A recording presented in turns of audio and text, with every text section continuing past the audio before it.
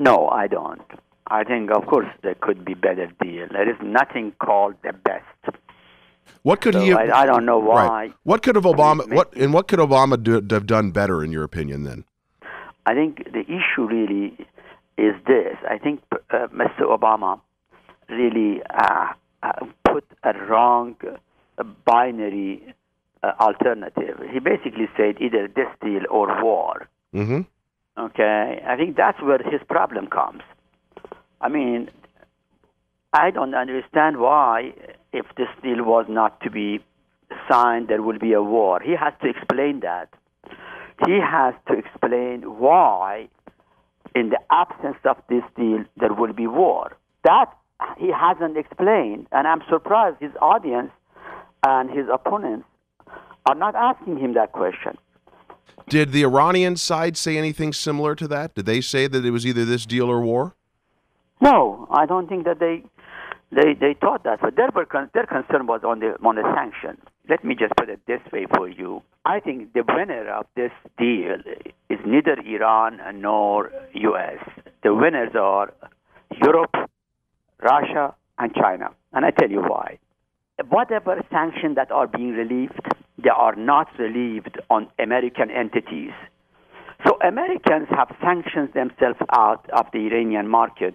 With this deal, all they have done is they have freed Europeans, Chinese, Russians, and Indians, and others to go on and do business with Iran. So America still can't do, American business can't do business with Iran? No, at all. I think, again, Mr. Obama is selling this deal to the American, not because it has any economic benefit for the U.S. He has never said that either, because there isn't any. And there is no political benefit either. He has never said that. The only benefit he says is because this deal saves the U.S. another war. That's what he's saying. Again, he has to explain why this deal has saved the U.S. a war. Why, in the absence of this deal, Mr. Obama would had to go to war. Do you think it's a possibility that he wasn't talking about America going to war, but maybe Iran would go to war with somebody else if he wasn't able to broker this deal? No. He's basically saying, very openly saying, America would go to war. Yeah. He has basically openly said, either this deal or I have to take military action.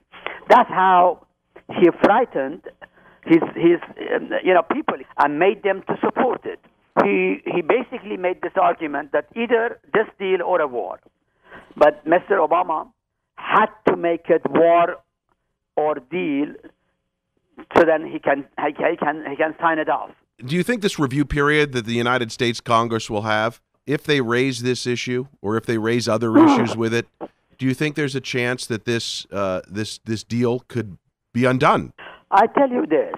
What the Republicans are unhappy about is the politics of it. This is an election time. Republicans will not want Mr. Obama and Democratic Party have a deal that they call historic, which I don't believe it is historic to begin with, by the way. There is nothing historic about this deal. It's a regular nuclear deal. So I believe because Republicans don't want Mr. Obama to have this easy, they will certainly reject this deal at Congress. And then Mr. Obama will veto. That veto will stand. I don't believe the Congress is going to have to fight that veto. With this, what the Republicans have done, they have done two things. First, they have made the deal to be Obama's deal as opposed to the American deal or the Congress deal, just like Obamacare.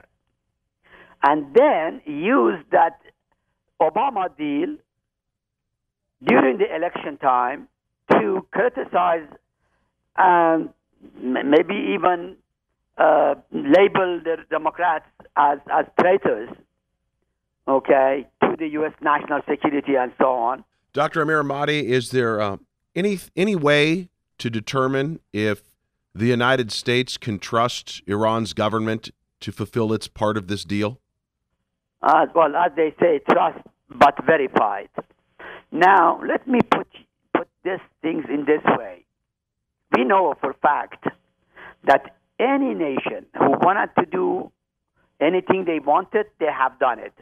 If Iran wanted to build a bomb, absolutely no amount of transparency can stop them. So it goes back to Iran's intention. Has Mr. Obama read Iran's intention? No, of course, because he doesn't have an intention barometer. We don't yet have an intention barometer. So Mr. Obama will not read Iran's intention. So on that intention, he's gambling. He's gambling, assuming the intention is not there, and gambling that if there is intention even, the transparency measure, the inspection, the intrusive inspections in place will prevent Iran from going in that direction. If Iran wants to build a bomb, I'm sure it will do, and it can do, and no amount of transparency can stop it.